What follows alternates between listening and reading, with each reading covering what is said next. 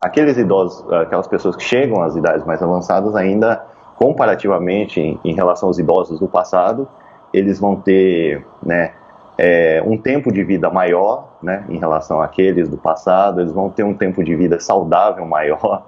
O se tornar idoso agora, né, é bastante diferente do idoso, né, de algumas décadas atrás. Com o avanço da tecnologia, com o avanço da medicina, da ciência, nós começamos a compreender melhor o processo do envelhecimento, né? E criamos mecanismos de melhoria de qualidade de vida, né? As medicações foram melhorando, os diagnósticos foram melhorando, e com isso a gente consegue mais rapidamente identificar os processos de doença, mas principalmente aprendemos a lidar melhor com o processo do envelhecimento. Com uma expectativa de vida maior, a média de idade dos pacientes da Roberta ficou bem mais alta. Há 30 anos atrás, você ter um paciente centenário no consultório era algo pouquíssimo comum. Hoje tem uma gama infinita de pacientes centenários. Uma mulher de 60 anos, um homem de 60 anos, ele está completamente ativo, vai para a academia, trabalha, viaja, né, namora. Agora o que a gente precisa aprender é o que fazer com esses anos a mais. E aí você, o que vai fazer com esses anos a mais? É uma realidade, viu?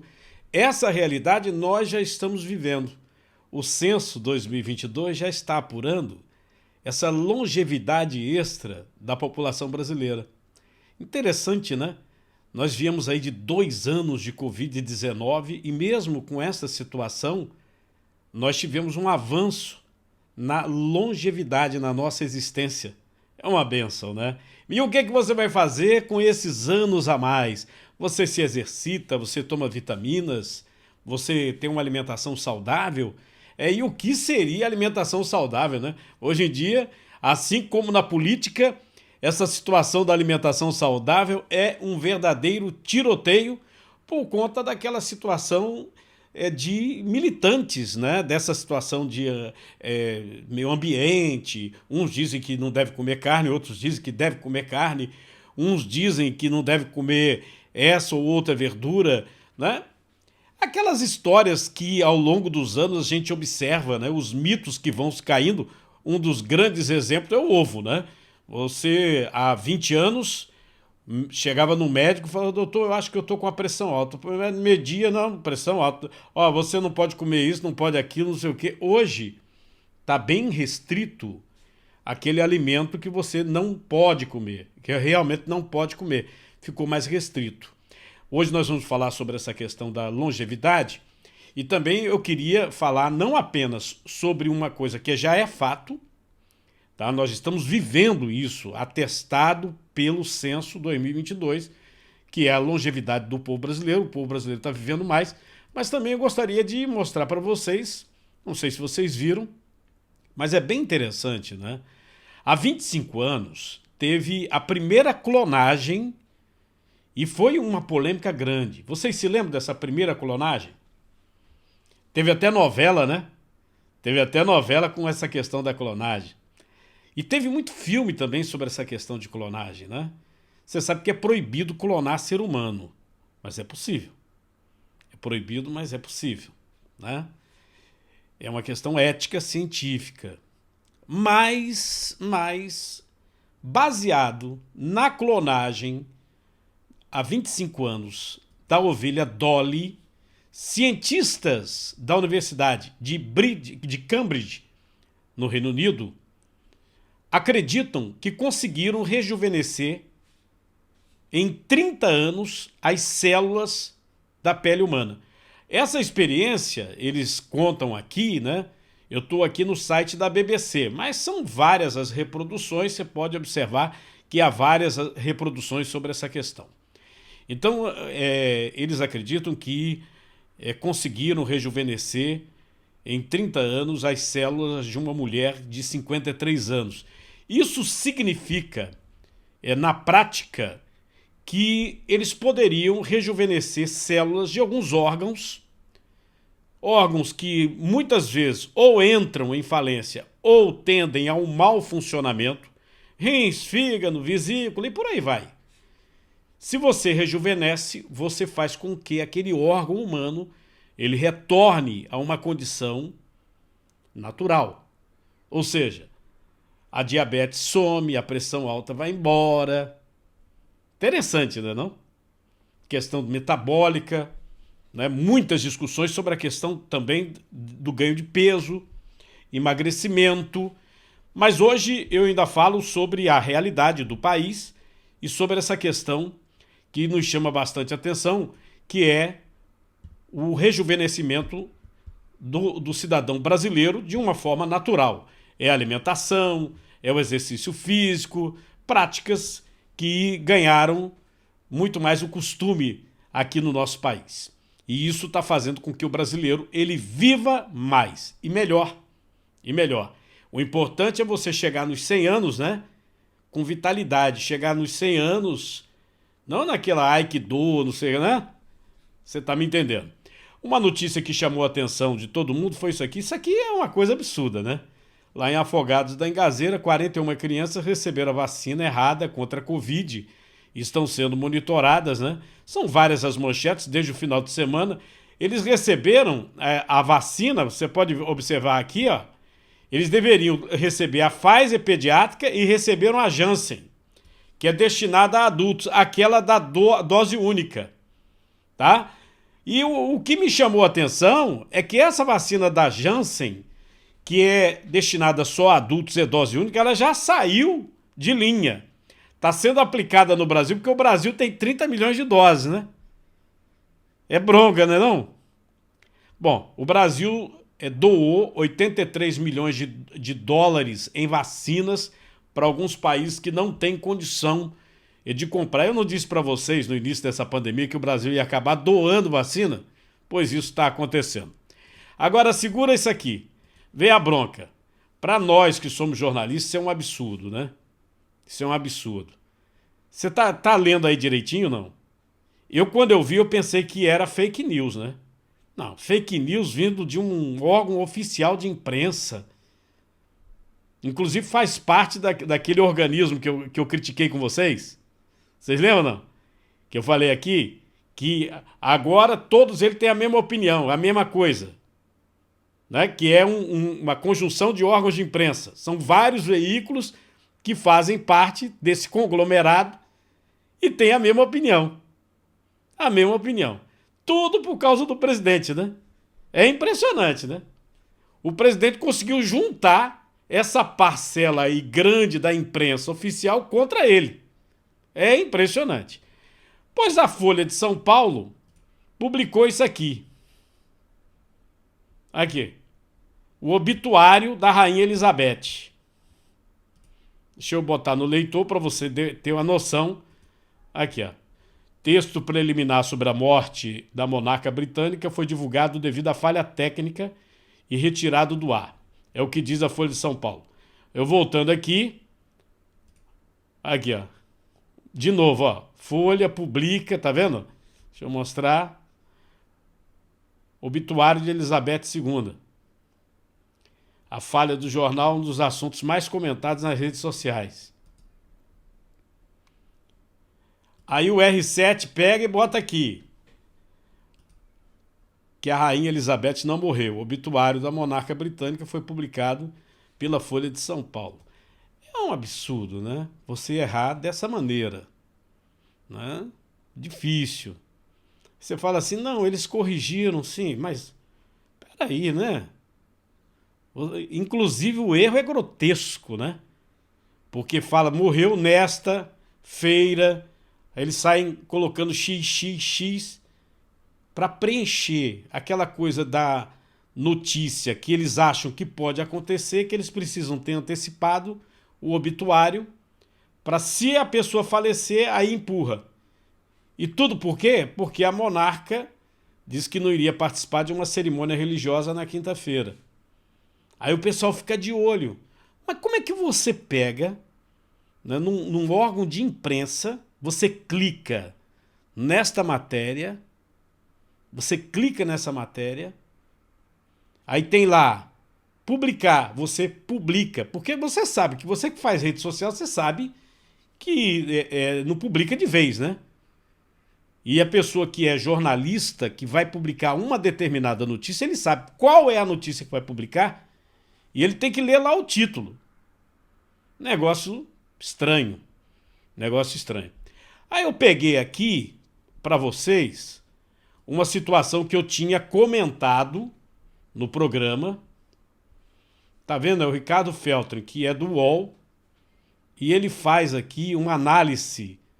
Por que que a Rede Globo de televisão, o grupo, né, saiu de um lucro bilionário a um prejuízo milionário?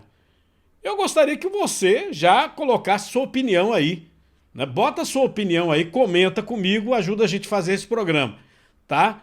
Ele tem uma opinião sobre isso e eu tenho algumas informações. Então eu vou colocar aqui para você exatamente o texto que ele colocou no YouTube para todo mundo, né? A análise dele, inclusive ele teve a nota da Globo.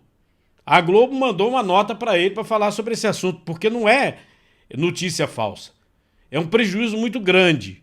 Observe comigo. É sobre o lucro líquido da Globo. São números que, se a gente olhar apenas os números, a gente fica espantado. Porque a Globo, em 2010, 12 anos atrás, ela teve de lucro líquido. Lucro líquido significa que já pagou todo mundo, até a água, sabe, tudo que você imaginar, até o café.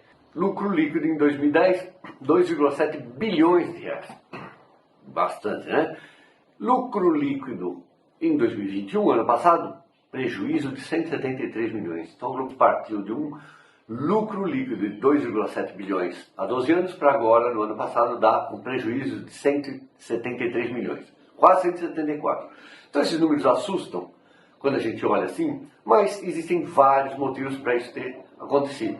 A Globo tem crise, todo mundo tem crise. Veja só, várias coisas aconteceram ao longo desses 12 anos. Foi diminuindo a economia foi murchando, a gente teve uma pandemia, todos os anunciantes tiraram o pé do freio, você tem uma crise já de 8 anos desses 12 da TV Paga, a TV Paga perdeu mais de 6 milhões de assinantes, a Globo é uma produtora de TV Paga, a maior produtora de conteúdo, quanto menos assinantes, menos ela recebe, você tem, desde o governo da Dilma, só diminuiu o gasto do governo com relação à Globo, e aí entra as coisas os itens para essa redução de lucro líquido que a Globo me passou anos atrás, desde 2014, ela já sabia que ia entrar nesse processo uma só Globo.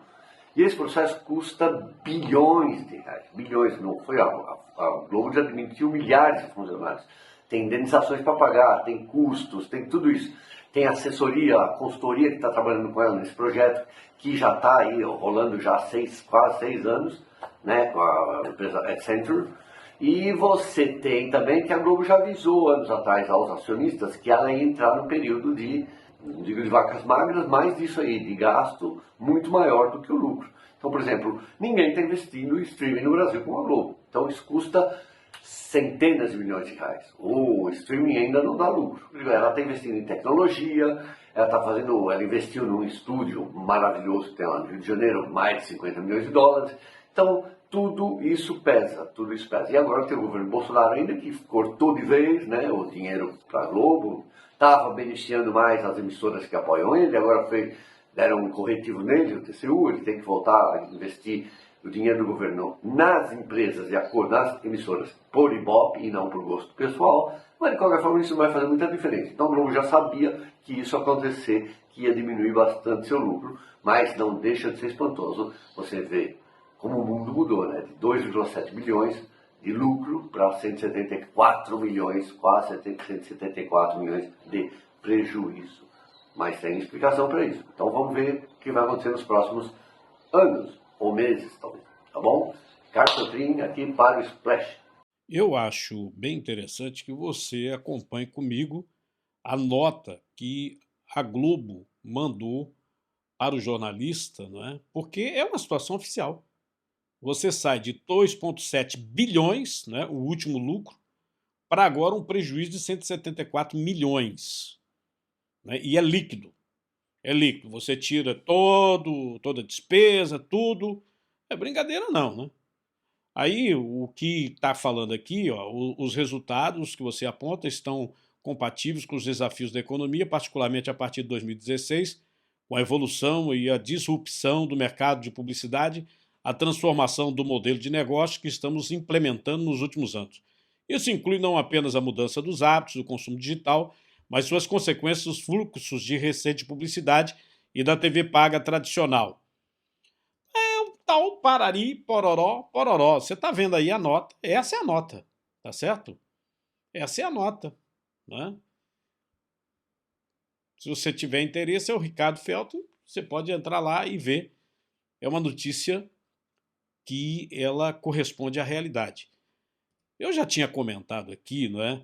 A primeira evidência de que algo estava muito errado aconteceu durante a votação do mensalão no Supremo Tribunal Federal, quando o ministro Joaquim Barbosa interrogou, né, o cidadão da agência de publicidade do cartão Visa Banco do Brasil. E ele tentou dizer que o dinheiro da agência vinha da bonificação que a empresa de comunicação dava para ele, publicidade, por ele passar ou repassar a publicidade com a tabela cheia. Ou seja, sem desconto. Uma verba, por exemplo, de 10 milhões, com desconto fica em 1. Publicidade é danada, é cruel, né? O pessoal do mercado sabe disso. Mas bem, aí o que acontecia? Isso foi explicado ao ministro Joaquim Barbosa, do Supremo Tribunal Federal, pelo cidadão da agência, né? Ele vendia, né, o espaço, quer dizer, ele pegava e comprava o espaço da Rede Globo, o Jornal Nacional, um espaço, 30 segundos, 50 milhões de reais. Hoje, quem é que paga 50 milhões de reais por um comercial? Não tem. Não tem. Sim, mas o Banco do Brasil fazia isso. No esquema. Aquilo era esquema. Interessava. Por quê? Dava um BV, que chama-se de bonificação por volume. Você bota uma verba, 50 milhões cada uma, aí o cara chega e fala assim, cada uma que você botar eu te dou uma também. Uma para você botar qualquer cliente. Aí ele chega lá para a indústria de carro. Eu tenho aqui também no espaço, esse aqui, agora é meu. Então, o dinheiro ali que entrar era o dinheiro da corrupção. Fora a questão também do custo de produção. Vai fazer o comercial, aí chama o artista. Isso acontece, vai voltar a acontecer agora no São João. É dinheiro para campanha. Você acha que estão aí, tão preocupados com o São João por causa dos artistas, é? Muitos artistas profissionais que o cachê é baratinho estão fora. As empresas aí que sabem fazer o esquema estão dentro. Ou você tem alguma ilusão? Tem ilusão, né? Porque esse país é um país de ladrão, né? Tá bom, tá bom. Então tá certo. Então você fique na sua ilusão. Eu estou te dizendo que o custo de produção com o artista Zezinho, ele chegou lá, recebeu o convite e falou 2 mil. Não, é o seguinte, eu vou botar aqui 50 mil, mas vou te dar os 2 mil, você assina a nota dos 50 mil. O resto é do outro, que é o esquema do haha. Meu amigo, é uma esculhambação. Fora o BV, bonificação por volume, que está aí na cara de todo mundo ainda hoje, né, com prefeituras, governos estaduais. Tá aí, né? Aí você vê aqui, a manchete aqui é muito clara, né? Prejuízo, segundo a Globo, era previsto e é fruto de novas estratégias. Na realidade, eu já tinha comentado com vocês, a partir do ano passado, o streaming só em TV, aquela Smart TV, o Box TV que você liga e tal, o streaming passou a TV aberta e passou a TV a cabo. E hoje, eu já falei também, se você comprar todos os streamings que você tem interesse, todos, eles saem mais barato que uma assinatura de TV a cabo. Então, quem investiu na TV a cabo hoje está nessa situação. É uma bronca, assim, do tamanho de um trem. Depois daquele caso, né, da menininha Heloísa, todo mundo ficou muito ligado no que acontece no nosso litoral sul. Inclusive, algumas operações estão sendo implementadas, né? Inclusive essa aí que vem desde a semana passada, Foco no Foco. Eu estou aqui no perfil Ipojuca Online, que está trazendo aqui a informação, uma pessoa nativa de Ipojuca, falando sobre o Pontal de Maracaípe, que uma pessoa resolveu fechar o Pontal. Você está vendo todo cercado, ó? A pessoa reclama do fechamento, tá? Eu vou colocar para você esse vídeo, para você ver que o problema de Pojuca não é só essa questão que está sendo levantada, aquele problema da criança que foi atingida, né, que ainda há uma discussão, né, o cidadão ia se entregar, acabou correndo, não se entregou, com medo, apareceu uma equipe da polícia, uma confusão desgraçada isso aí.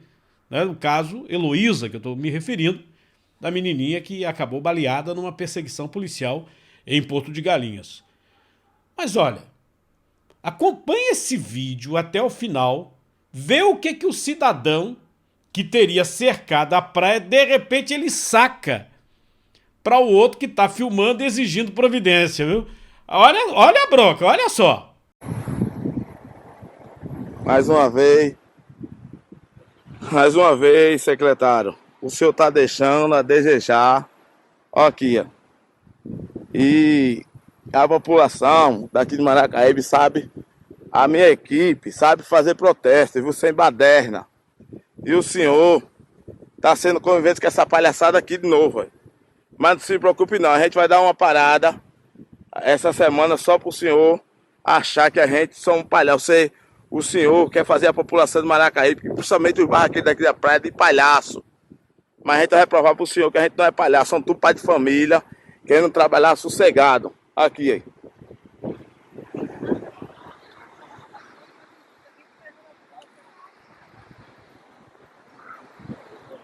Aqui, ó. Aqui, ó.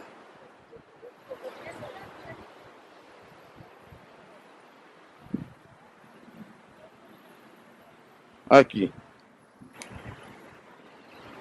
Ana, fala pra ele ali, logo ali, fala pra ele. Aqui, ó. Cerca de arame farpado. Aí, ó. Aí. Tá vendo?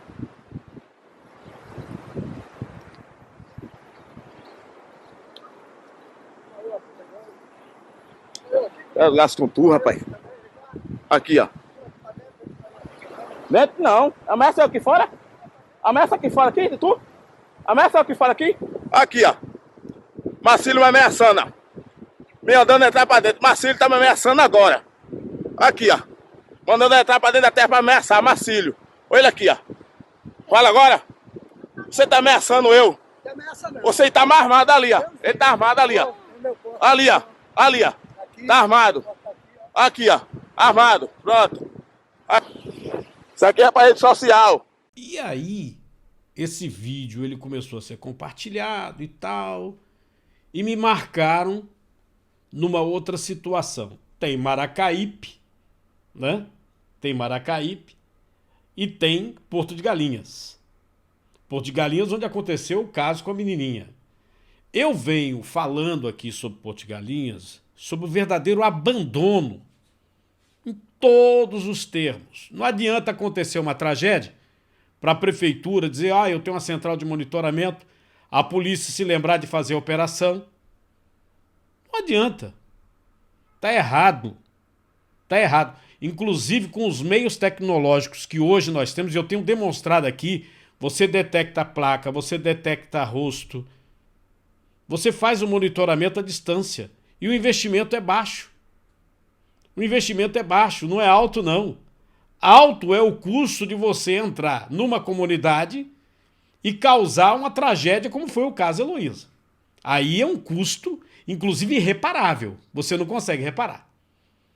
Por mais que você se esforce, você chame, governador receba, pai, mãe, não tem reparação para um negócio desse. Não tem. Como também não tem reparação para um turista, né, que estivesse na sexta-feira, sentadinho, tranquilo, começou a cair uma chuva, você sabe, a chuva às vezes cai num canto, enche lá o canal, depois é que vem cair em outro canto. Só que estourou de novo, uma situação que há 3 anos tinha acontecido, estourou de novo. E aí, meu amigo, difícil você impedir que as pessoas filmem e publiquem que uma das praias mais bonitas do mundo tem um problema de esgotamento sanitário, de saneamento básico. Aí não dá. Aí realmente não dá. Tu não é prefeito da cidade, resolva, meu filho. E ela tá limpinha pra ir. Olha aqui, ó. É.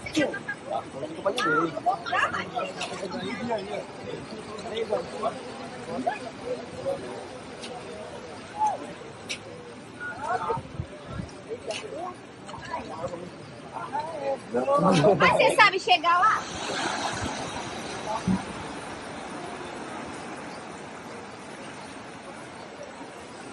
Mergulho das piscinas naturais de Porto, tá? Tá R$30 por inóculo.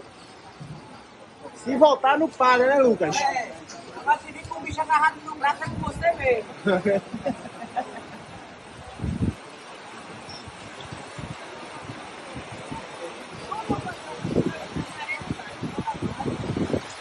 Eu já falei tanto dessa situação, né? Não apenas as galerias, até porque você tem uma praia, a praia é logo ali, né? Então, se você tem galeria para que a água da chuva escoa, a água da chuva vai escoar para o mar, né? Não existe problema nisso. O que não pode é o que acontece em Porto de Galinhas, que Porto de Galinhas não tem saneamento básico. E o pior é que a informação, né, inclusive de um site de lá, de Porto de Galinhas, reproduzido em colunas políticas, é que o Tribunal de Contas do Estado viu irregularidade numa licitação para o saneamento básico lá em Porto de Galinhas. Você sabe que já para fazer licitação, você precisa estar tudo certinho para fazer a licitação. Aí você começa a licitação e vira um sobrepreço de empresa. Arrumadinho, arrumadinho, meu amigo. Arrumadinho. Um negócio de 50 milhões de reais. E aí a Compesa, a diretoria da Compesa, viu a situação, é importante ter visto, né? Se antecipou, cancelou a licitação. Vai refazer. Vai ter que refazer. Então, essa situação que nós vemos aí em Porto de Galinhas, nós vamos continuar vendo essa situação aí em Porto de Galinhas. Por quê? Porque o saneamento básico, que já deveria ter há anos, é um atraso que vem desde o século passado, gente. É um absurdo. Isso é um absurdo. O saneamento básico, ele ainda não existe numa das praias consideradas uma praia das mais cobiçadas do mundo, mais bonitas do mundo. Depois vem falar comigo de preservação da natureza, né? Se você não consegue cuidar do esgoto sanitário, não consegue cuidar do saneamento básico, você vai defender a natureza de onde? Falar do peixinho que está no mar. Isso é uma esculhambação, viu? Esculhambação. Agora, a esculhambação é geral. É estadual, é municipal e federal. É geral. As almas cebosas estão tremendo. A Polícia Civil do Estado de Pernambuco fez uma entrevista coletiva para apresentar a Operação Força no Foco, que cuida do litoral sul de Pernambuco. Inclusive, a regional ali, que é a 10ª, ela pega Cabo de Santo Agostinho, pega Ipojuca, ou seja, toda aquela situação do caso Heloísa e outros problemas referentes a organizações criminosas no litoral sul são dessa gestão. O delegado que comandou a operação fez um balanço. Iniciado no ano de 2017, trouxemos ela para a região metropolitana, obviamente que fazendo as adaptações necessárias à capital do estado, né? Conseguimos reunir diversos órgãos com o poder de polícia e daí ser considerada pioneira aqui no estado, porque nunca havia se reunido tantos órgãos. Aqui a gente está falando Polícia Rodoviária Federal, Polícia Federal, Secretaria de Fazenda, Corpo de Bombeiros, Detran e outros órgãos ainda. E como resultado, nós tivemos, principalmente nesses 2 dias, desde a deflagração da operação, nós não tivemos registro de homicídio nos bairros que atuamos e tivemos apreensão de armas, tivemos apreensão de drogas, tivemos 9 mandados de prisão cumpridos, dentre outros resultados que a gente tem como satisfatório justamente no município que estava precisando, né, desse resultado. Já tinha alvo na unidade prisional?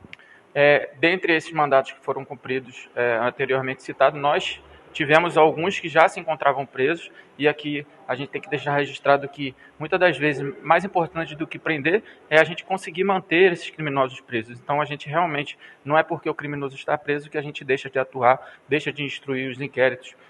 Muitas das vezes, eles como mandantes, e isso não retira a importância do cumprimento desses mandados, muito pelo contrário. Os ambientes operacionais? Nós escolhemos os 2 bairros com maior índice de CVLI no município do Cabo, que foi Ponte dos Carvalhos e Gaibu, e o resultado, como havia dito, a gente tem como satisfatório, porque desde a última sexta-feira, tirando um homicídio que foi em Itapuama, uma área que nós não atuamos no âmbito da operação, nós não tivemos registro de CVLI nesses bairros. Houve líder também com mandado de prisão expedido, líder de facções? Dentre esses mandados que foram cumpridos, a gente considera que pelo menos 2 deles foram expedidos contra pessoas com poder de comando. Então, é mais um mandado, né, que a gente consegue cumprir, então é mais tempo que eles certamente ficarão reclusos. A operação deve se repetir, delegado?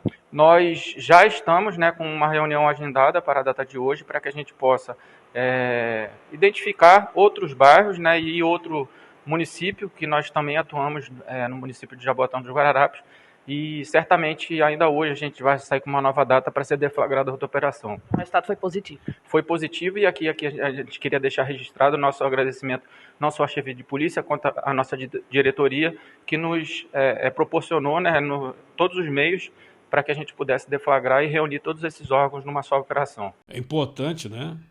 Antes tarde do que nunca, né? Agora, tudo isso está acontecendo por conta do caso Heloísa lá, aquele absurdo que aconteceu em Porto de Galinhas, né? Aí adianta muito, não? Não sei. Sinceramente não sei. Aqui, ó. Manchete, ó, das últimas horas. Dentro da igreja. Dentro da igreja. É parada, viu? Outro caso que eu gostaria de abordar com vocês é esse aqui, ó.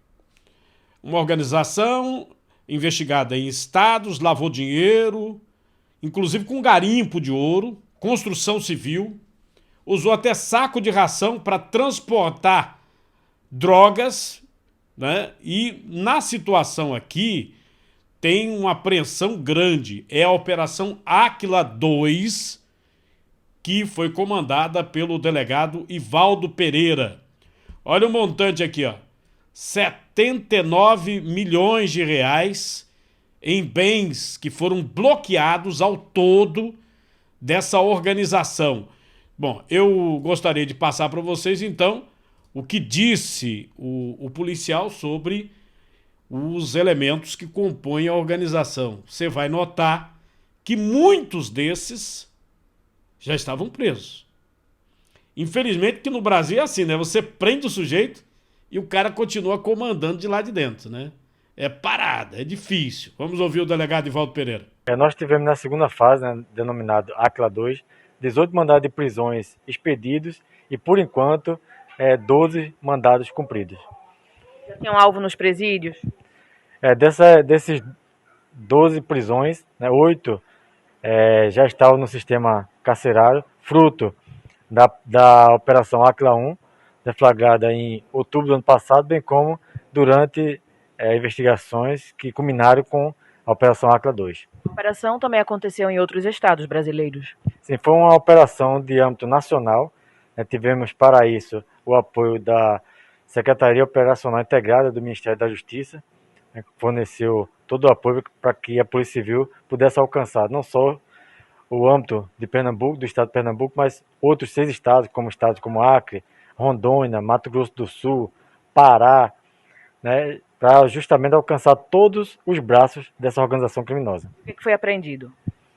Nessa fase, nós direcionamos para a parte financeira da facção. A primeira fase nós tivemos as prisões, 25 prisões, mandado de busca cumpridos, com apreensão de celulares, computadores e documentação. Essa documentação e material foi analisado, sentimos a necessidade de evoluir na parte financeira para descapitalizar essa facção criminosa. Foi o que foi feito. Essa fase agora, bloqueio de 79 milhões, sequestro de 3 veículos de luxo. Nós tivemos sequestro de uma granja localizada em Igaraçu, com o sequestro também de todos os seus removentes que ali estavam presentes. Esse dinheiro foi todo do tráfico de drogas? Dinheiro oriundo do tráfico de drogas. Tivemos investigações na parte financeira aprofundada. Vimos que esses valores são totalmente incompatíveis com os alvos investigados, então são fruto de atividades ilícitas, fruto do tráfico de drogas. Empresários envolvidos? Nós temos dono de empresas, tivemos uma empresa, por exemplo, em Tocantins, com bloqueio de 40 milhões.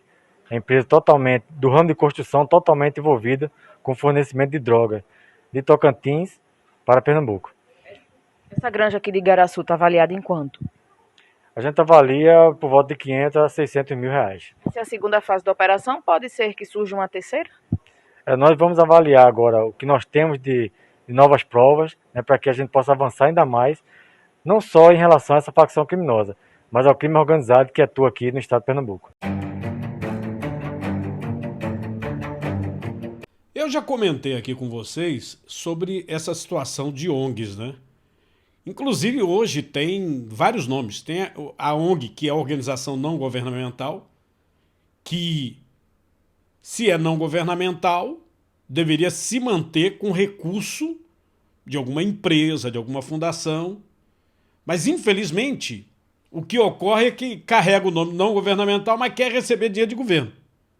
Eu já comentei várias vezes com vocês. Inclusive, comentei aqui sobre uma investigação do Ministério Público de Pernambuco, né, já faz praticamente 2 décadas, mas houve, quando havia um problema muito sério de criança abandonada na rua, e que o Ministério Público quis verificar as ONGs existentes, organizações não governamentais, que cuidavam de crianças e adolescentes. E verificou que havia muito mais ONGs do que crianças abandonadas. E essas ONGs, todas elas recebendo dinheiro do governo, seja governo federal, governo estadual e governos municipais. Era vereador com ONG, deputado com ONG, um absurdo. Senador com ONG. Eu, inclusive, tirei onda aqui com você, lembra ou não? O sujeito com uma ONG para cuidar de criança, não, porque as criancinhas, não sei o que, ó, traz meu uísque, 12 anos, viu? Você sabe, as criancinhas ficam jogando aguinha, não sei o quê. Olha que situação. A lagosta, não veio minha lagosta. Nobre político, né? Pois bem, e ainda temos a questão das OSs, que tomam conta hoje dos hospitais, UPAs, que são CNPJs recebendo dinheiro do SUS. São CNPJs, são empresas com o nome de OS, Organização Social. Essas OS já deram panos para a manga, são várias operações da Polícia Federal e ainda vem mais, pode ter certeza, porque é dinheiro carimbado e vem mais operação por aí. Aí presta atenção, teve aquela votação, né, que começou no Supremo Tribunal Federal sobre algumas organizações não governamentais que o presidente da República capou o dinheiro. Capou o dinheiro. Aí teve um processo movido por um partido político. O Augusto Aras, que é o procurador-geral, ele se pronunciou sobre o assunto e ele diz exatamente sobre essa situação. Uma quantidade enorme de organização não governamental, muitas recebendo dinheiro do próprio governo ou de governos, inclusive governos estrangeiros, ou de empresas que exploram produtos amazônicos. Acompanhe essa bronca.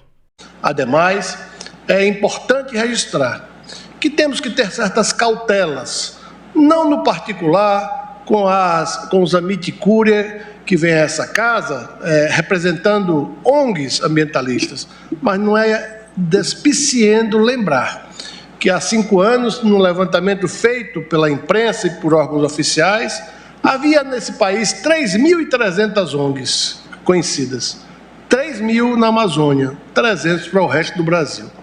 Este fato nos impõe uma certa cautela para que os interesses nacionais, para que a soberania nacional, para que a soberania popular seja, numa democracia substantiva que tanto desejamos, preservada, garantida e defendida por toda a sociedade e pelo Estado através das suas instituições. O Ministério Público, nesta sentada de julgamento, manifesta-se, pois, pelo não conhecimento dessa DPF, se conhecida pela sua improcedência, em razão dos argumentos aqui expostos. Muito obrigado, senhor presidente, senhoras ministras, senhores ministros. Você se lembra que, no auge daquelas queimadas na Amazônia, pegaram o áudio de um diretor de uma ONG dessa, dizendo que estava botando fogo, não? Tá lembrado? Ele mesmo bota o fogo, depois vai apagar. Tá lembrado dessa história? Aquele cara era de uma ONG. De uma ONG. Quem nunca foi na Amazônia não pode falar muito de Amazônia, não, viu? É igual a história que eu falei de Porto de Galinhas. Não adianta a pessoa falar de Porto de Galinhas, praia linda e maravilhosa, quando você não tem sequer saneamento básico, você não tem segurança. Porto de Galinhas, há 2 semanas, viveu o caos. Então é conversa mole. Essa situação da Amazônia, o que aconteceu nesta audiência? O Procurador-Geral da República falou aí sobre a questão. São mais de 3.300 organizações não governamentais, tá, endinheiradas. E aí o ministro André Mendonça, ele pediu vistas, bateu boca com a outra ministra, Carmen Lúcia. O André Mendonça foi aquele que foi nomeado já nesse governo. Por que ele pediu vistas? Porque o governo ia levar de lapada. De lapada.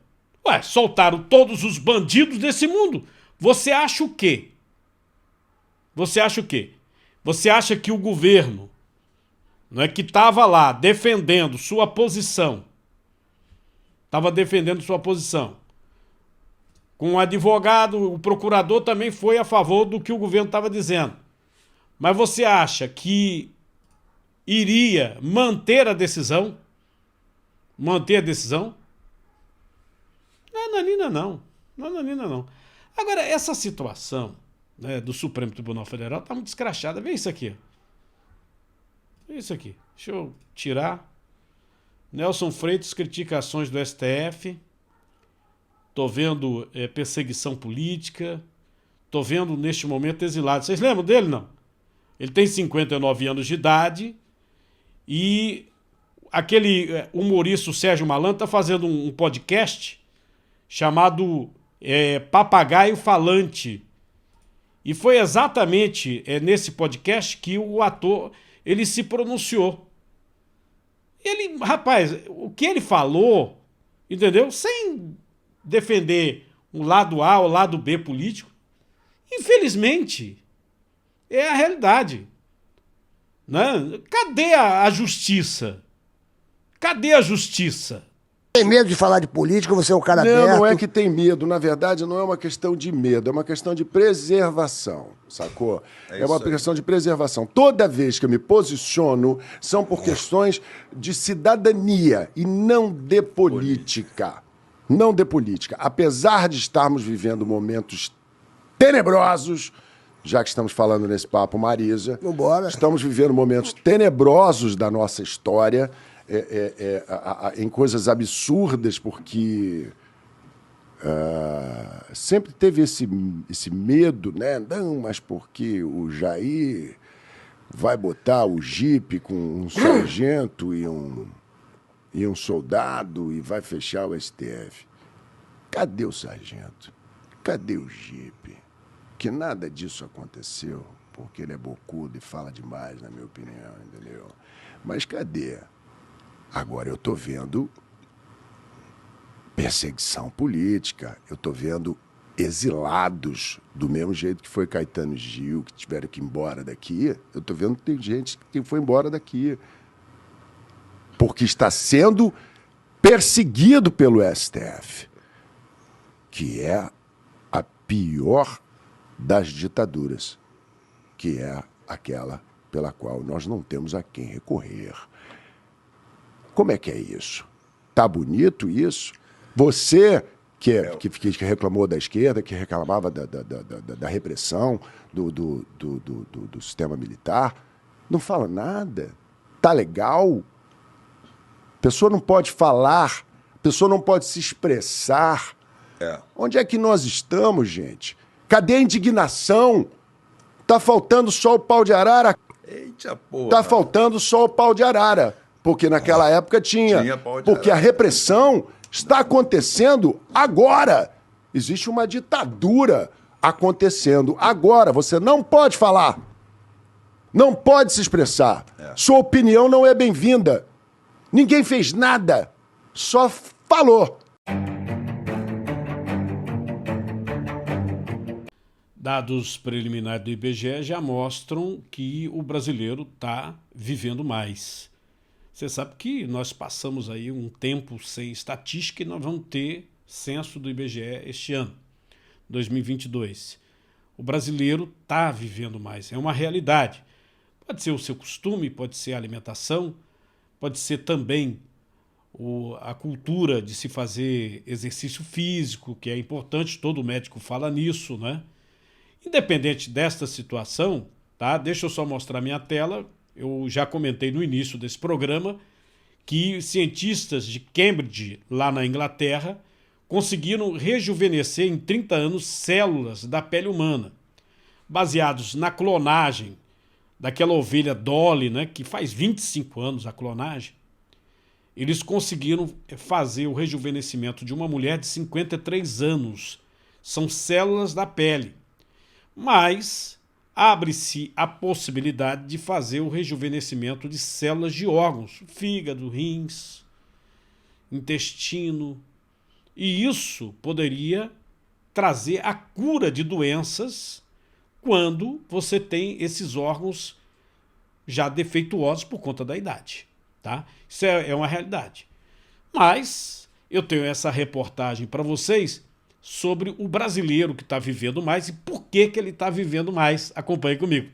Nessa turma, todos já passaram dos 60 anos, mas aqui ninguém pensa em aproveitar a aposentadoria apenas descansando. Às 7 horas da manhã, eles já estão acordados e fazem aulas de dança em um projeto da Prefeitura do Rio. Muita disposição e bom humor e nada de cansaço e de reclamações de dor. Aos 70 anos, Amélia diz que, além da dança, faz muitas outras atividades. Para ela, o importante é manter a cabeça ocupada. Todo dia eu venho para cá, pode ficar o dia inteiro, porque tem as atividades de manhã, tem as atividades à tarde. Então, para mim, está sendo ótimo. Não preciso de mais nada na minha vida. Cenas como essa aqui são cada vez mais comuns. Afinal, estamos vivendo mais. E já vai longe aquele tempo de ficar em casa apenas fazendo crochê ou jogando dominó na praça. Eu mesmo, não deixar esse microfone de lado, quero continuar tendo essa disposição aqui. Em 2010, os idosos representavam 10% da população brasileira. Em pouco mais de uma década, esse número aumentou em quase 5 pontos percentuais. Atualmente, no Brasil, vivem cerca de 30 milhões de pessoas com mais de 60 anos. E projeções do IBGE revelam que em 2060, 32% dos brasileiros deverão ser idosos, ou seja, 3 em cada 10 pessoas terão mais de 60 anos de idade. Aqueles idosos, aquelas pessoas que chegam às idades mais avançadas ainda, comparativamente em relação aos idosos do passado, eles vão ter, né, um tempo de vida maior, né, em relação àqueles do passado, eles vão ter um tempo de vida saudável maior. O se tornar idoso agora, né, é bastante diferente do idoso, né, de algumas décadas atrás. Hoje em dia, a expectativa de vida no Brasil é de quase 77 anos de idade. O aumento da longevidade está relacionado com a prática de exercícios, com alimentação saudável e com o avanço da ciência, que permitiu a descoberta de novos tratamentos. Com o avanço da tecnologia, com o avanço da medicina, da ciência, nós começamos a compreender melhor o processo do envelhecimento, né? E criamos mecanismos de melhoria de qualidade de vida, né? As medicações foram melhorando, os diagnósticos foram melhorando e com isso a gente consegue mais rapidamente identificar os processos de doença, mas principalmente aprendemos a lidar melhor com o processo do envelhecimento. Com uma expectativa de vida maior, a média de idade dos pacientes da Roberta ficou bem mais alta. Há 30 anos atrás, você ter um paciente centenário no consultório era algo pouquíssimo comum. Hoje tem uma gama infinita de pacientes centenários. Uma mulher de 60 anos, um homem de 60 anos, ele está completamente ativo, vai para a academia, trabalha, viaja, né, namora. Agora o que a gente precisa aprender é o que fazer com esses anos a mais. Se depender da disposição daqueles alunos da turma de dança, lá do início da reportagem, a média de idade dos brasileiros ainda vai continuar subindo. José, de 73 anos, já faz planos para passar de um século de vida. Eu me sinto bem, não precisei ir ao médico, chegar aos 120 anos tranquilo, né? Dançando do jeito que nós estamos aqui. É tanta alegria nessa turma que até o repórter foi colocado no meio da roda e teve que dançar. Bom, já é um treinamento para chegar bem aos 60 e ir muito além. Já que eu comecei a falar sobre saúde e longevidade, não é? Deixa eu também comentar com vocês sobre a questão da Covid. Eu tenho duas informações. Uma é muito ruim, né? Que é esta questão da China aqui, ó. O caos em Xangai, população buscando comida. O lockdown dos moradores de Xangai, decretado pelo governo da China, tem provocado caos na cidade, com moradores em busca de comida, de remédios. Originalmente programado para terminar no dia 5 último, o lockdown foi ampliado, foi estendido indefinidamente pelo governo chinês por conta dos casos de Covid que estão avançando. Neste momento, ainda sob lockdown, viu? Tudo fechado, é impressionante, tudo fechado. É uma cidade enorme, tá? É uma grande São Paulo. Xangai é uma grande São Paulo. E tem 25 mil novos casos de Covid por dia. Para você ter uma ideia da população do Xangai, são 25 milhões de pessoas que estão em confinamento. 25 milhões de pessoas em confinamento. É evidente que neste momento, por conta dessa situação, a gente fica a questionar um país onde se obrigou todo mundo a tomar vacina, se obrigou, tanto as duas chinesas, uma delas é da Sinovac, que é essa Coronavac que foi aplicada aqui, mas eles deram uma outra que foi produzida pelas Forças Armadas da China e aplicaram também a AstraZeneca, Pfizer, até porque a população é enorme. Até a vacina russa eles aplicaram também.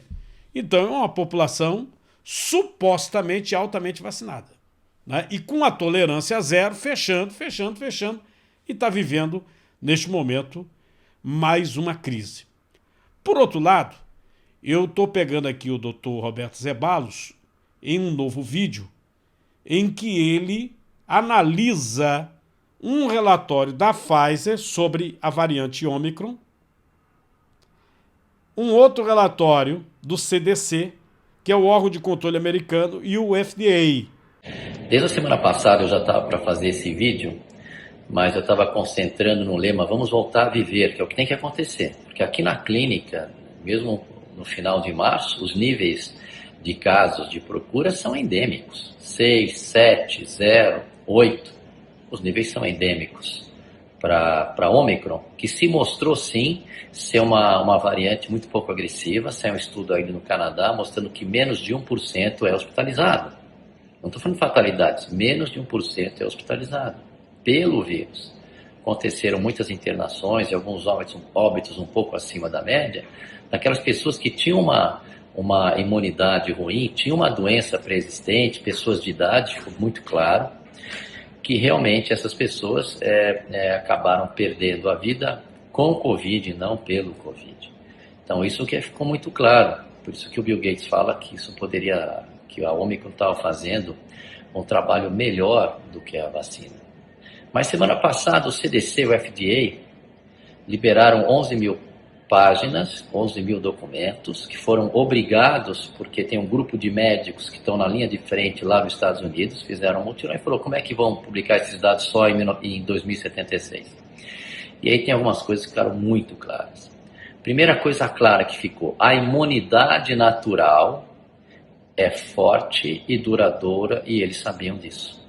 Mesmo assim, continuaram estimulando a vacinação naqueles que já tiveram a doença, que não tem o menor sentido. Outra coisa que ficou clara, isso quem liberou foi a própria fabricante do imunizante.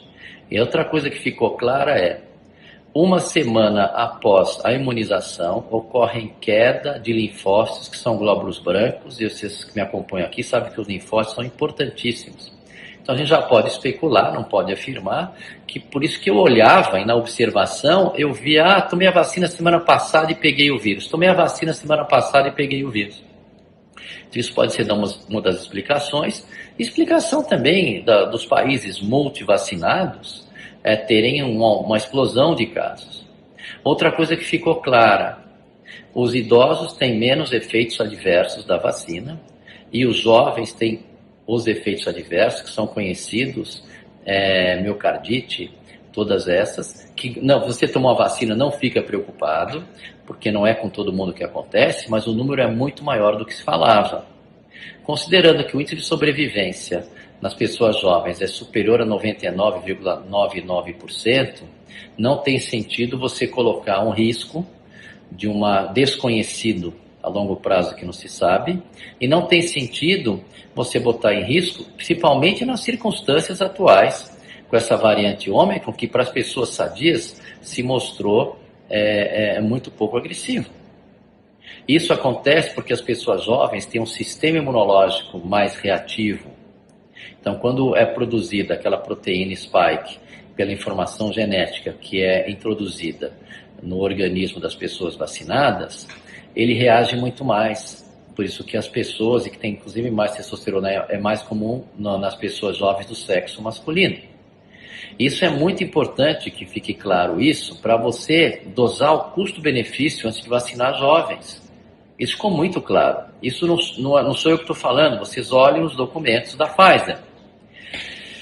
Outra coisa importante, quer dizer, além da imunidade natural, além dos efeitos adversos ser mais importante nos jovens, é que os números de complicação são muito maiores. Agora, eles relatam que eles não sabem o que acontece, os efeitos nos espermatozoides, não sabem ainda, deixaram bem claro isso nos registros, não sabem os efeitos nas gestantes, não sabem os efeitos em quem está amamentando e não sabem os efeitos no feto. Eles falaram, não sabemos. Então, não quer dizer que vai fazer mal, mas eles não sabem. Então, diante das atuais circunstâncias, com uma variante pouco agressiva, não tem sentido. E outra coisa que ficou claro, ficou descrita, que lá na Europa eles já fazem isso, e que o Dr. Robert Malone vinha alertando há algum tempo, que é uma resposta de antibody dependent enhancement, que é uma resposta reacional muito grande em quem acabou de ter a doença. Por isso que na Europa eles esperam pelo menos 6 meses para imunizar. Então isso ficou muito claro, e aqui no Brasil a gente não respeitou isso, as pessoas tomavam vacina 1 a 2 semanas sem ter, e eu conheci alguns casos que se prejudicaram por causa disso. Não é a grande maioria, então aqui o objetivo não é gerar pânico, o objetivo é informar, nem todo mundo que tome a vacina vai ter problema, então quero deixar isso muito claro. Mas na hora que se analisa o custo-benefício no presente momento, não tem sentido Não tem sentido nada, não tem sentido você se vacinar. E uma coisa que já sabe, né? Isso não precisa ser médico para saber, vocês viram, a vacina não controla nem disseminação, nem infecção, e esses foram os últimos dados. Em relação aos meus casos, já falei no começo aqui que são endêmicos, então eu gostaria que vocês passassem que isso são fatos liberados no último boletim de documentos do FDA e do CDC. Eu gostaria, antes de encerrar o programa, mostrar para vocês os Estados Unidos, onde essa pesquisa foi realizada, né, pela Pfizer, FDA, né? Você tem uma ideia de como está a situação lá. Eu vou mostrar a vacinação nos Estados Unidos. Até porque a ciência, ela tem que ser baseada em causa e efeito, né? Não é verdade? E toda vez que eu olho o gráfico, eu falo assim, alguém me enganou, alguém me enrolou, né? Parece que empurraram na minha goela ciência com S, não com C. Entendeu, não? Olha aqui, ó. Esse é o relatório dos Estados Unidos, a fonte é o New York Times. Nos Estados Unidos, todo o relatório é o New York Times que está fazendo, tá? Vê a queda, ó. Olha a queda, ó. De janeiro para cá e fez isso, ó. Tá? Janeiro para cá fez isso. Na questão da mortalidade, a queda também é notada, né? Bem notada, né? Agora, olha a vacinação dos Estados Unidos. Aqui, ó.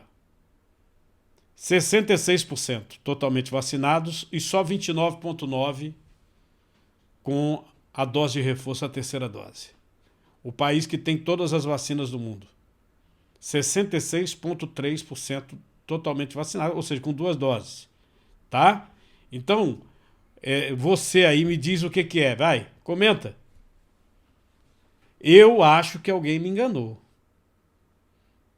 Alguém me enrolou, né? Porque o americano, ele teve várias ondas, saiu de outra, e agora o CDC, FDA e a própria Pfizer admitem, a Ômicron, né? A Ômicron, por aí, né? Tá aí o gráfico, tá? Deixa eu compartilhar meu site, cardinô.com.br, só para lembrar para vocês que tem a loja nossa, né? Dá um pulinho lá, se você tiver algum produto para comprar, a loja do Cardinô. E também no nosso site, cardinô.com.br, todas as reportagens reunidas. Não deixa de dar o like ou dislike, de compartilhar, de fazer algum comentário aí sobre os assuntos que nós colocamos para vocês. Tá legal ou não? Eu conto com você, com sua audiência no nosso próximo programa. Muito obrigado, um bom dia.